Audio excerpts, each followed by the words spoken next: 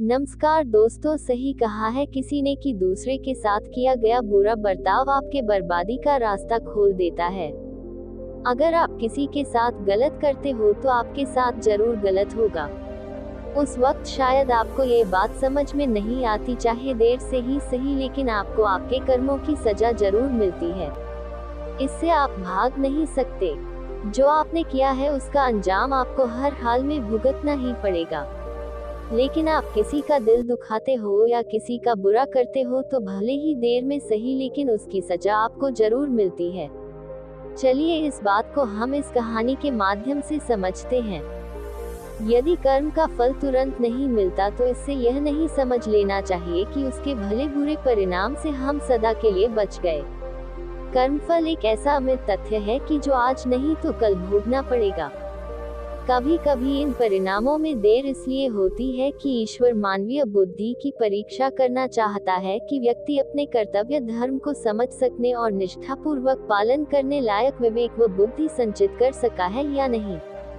हमारे शास्त्रों में संचित कर्म का उल्लेख किया गया है। इसका मतलब यही है कि किसी व्यक्ति के पूर्व जन्म के कर्मों का फल उसे अगले जीवन में भुगतना होता है। इसीलिए हमारे यहाँ पुनर्जन्म की संकल्पना को विशेष महत्व दिया गया है। यदि हमें अपने कर्मों का फल इस जीवन में नहीं मिलता अथवा बुरे कर्मों का फल हमें नहीं भुगतना पड़ता तो इसका मतलब यह नहीं है कि ईश्वर ने अपने क्षमा कर दिया। कार्य और कारण के नियम से न केवल प्रकृति बल्कि जड़ और चेतन जगत, जिसमें मानव भी शामिल है, बंधा हुआ है। इससे कोई बच नहीं सकता।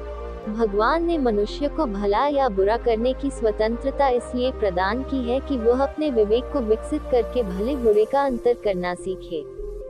तभी वह शोक संतापों से बचने में और सत्परिणामों का आनंद लेने के लिए स्वतः अपना पथ निर्माण कर सकने में समर्थ हो सकेगा।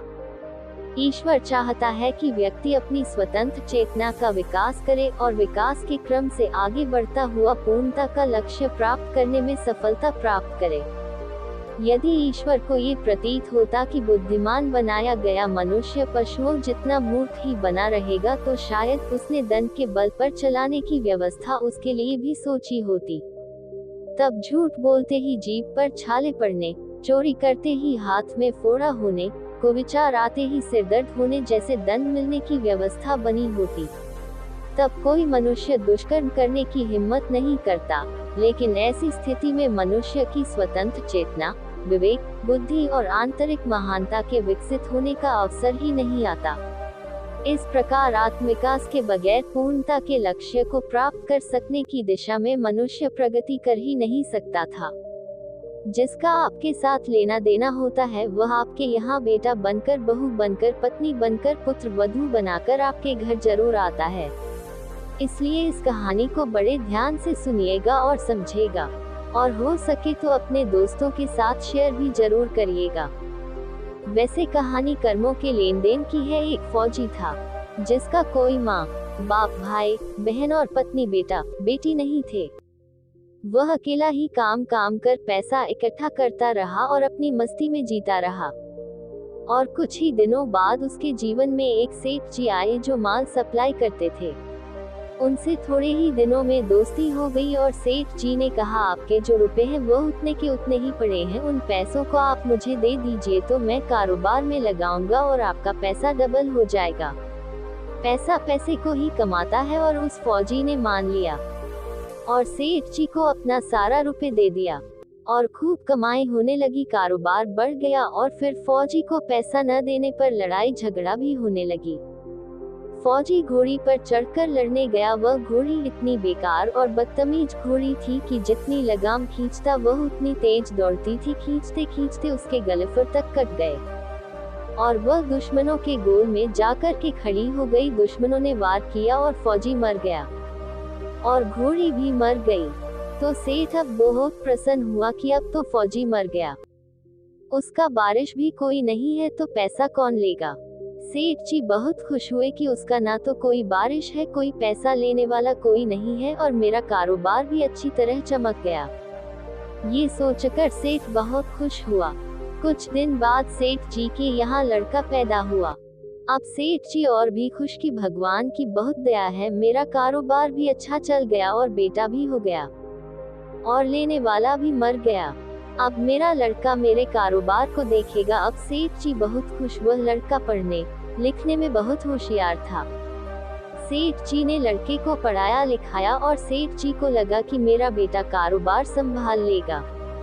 और जब बच्चा बड़ा हो गया तो सेठ को लगा कि अब उसकी शादी कर दी जाए और शादी हुई। घर में बहू रानी आई तो सेठ जी और भी खुश के बेटे की शादी हो गई, घर में बहू रानी आ गई। अब मेरा बेटा मेरे कारोबार को संभाल लेगा और मैं चैन की जिंदगी जीऊंगा।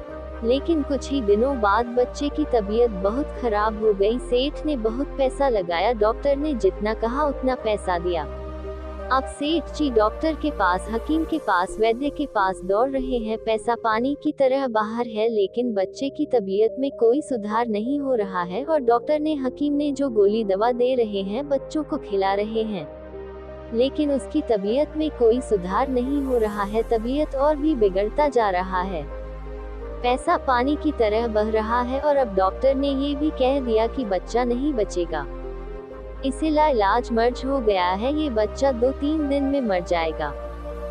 डॉक्टर के जवाब देने पर सेठ जी निराश हो गए और रोने लगे और फिर बच्चे को लेकर घर की तरफ निकल पड़े। तभी रास्ते में एक आदमी मिला और बोला, सेठ जी आप बहुत निराशा और दुखी लग रहे हो, क्या हुआ? तो सेठ जी ने बोला, ये बच्चा जवान था और इसकी अभी कुछ दिनों पहले शादी हुई थी और यह बीमार हो गया। मैंने सोचा था कि मेरे बुढ़ापे का सहारा बनेगा, लेकिन इसका तबीयत दिन पर दिन बिगड़ जा रहा है और डॉक्टर ने भी जवाब दे दिया है और कहते हैं इसे लाइलाज मर्ज हो गया है और अब ये बच्चा नहीं बचेगा। अब मैं क्या करूं? तो उस आदमी ने कहा, अरे आप क्यों चिंता करते हो, मेरे घर के बगल में एक वैद्य जी रहते हैं, आप उनके पास ले चलो। उनके पास जो आदमी जाता है वह बिल्कुल ही ठीक होकर के जाता है, उनकी 2 आने की दवा खाकर मुर्दा भी खड़ा हो जाता है, आप ले चलिए उनके पास। और सेठ जी ने उस वैद्य के पास गए और 2 आने की पुड़िया ले आए और वैद्य जी 2 आने पैसे दे दिए और बच्चे को जैसे ही खिलाई बच्चा मर गया।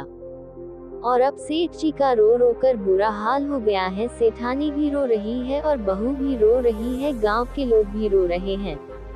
और तभी वहां पर एक महात्मा जी आए तो उन्होंने पूछा कि सेठ जी आप क्यों रो रहे हैं? तो लोग बोले, सेठ जी का एक ही जवान लड़का था और वह मर गया, इसलिए सेठ जी रो रहे हैं। तो महात्मा बोले, सेठ जी आज आप रो रहे हो और उस दिन आप बहुत प्रसन्न हो रहे थे जिस दिन वह फौजी मरा था। आपके पास माल बहुत हो गया था, कारोबार चमक गया था और तब आप बहुत खुश हो रहे थे कि उसका कोई बारिश नहीं है, पैसा नहीं देना पड़ेगा, इसलिए बहुत प्रसन्न हो रहे थे। तो उन्होंने कहा, वही फौजी तुम्हारे पास बेटा बनकर आ गया है जो पढ़ने में लिखने में बहुत ही अच्छा था और आपने उसमें खूब पैसा लगाया, शादी ब्याह में उसके दवाई में डॉक्टर ने जितना पैसा मांगा उतना पैसा दिया, पैसे को पानी की तरह बहाया, उसका ब्याज दर ब्याज खर्च हो गया और जब 2 आने बच गए तो वह वैद्य जी को दिलवा दिए और पुड़िया खाकर बेटा मर गया। अब कर्मों का लेना देना पूरा हो गया। तो सेठ जी ने बोला, चलो हमारे साथ तो कर्मों का लेना देना था, लेकिन जो घर में बहू रानी बैठी है उसका क्या दोष है, उसे जवानी में विधवा बनाकर चला गया, इसमें उसका क्या दोष है? तो महात्मा बोले, वह वही घोड़ी है जिसे उसकी जवानी में धोखा दिया था। ये कर्मों का लेना देना था, जिसके साथ कर्मों का लेना देना रहता है वह आपके घर में बेटा, बहू, दामाद बनकर के आता है। लेना देना नहीं होगा तो नहीं आएगा। इसलिए दोस्तों, अपने जीवन में जरूर प्रयास करना कि किसी को धोखा ना दे, किसी का अनादर न करे, किसी को सताए ना, नहीं तो आगे चल करके इसका मूल्य चुकाना पड़ेगा। जय हिंद, वंदे मातरम।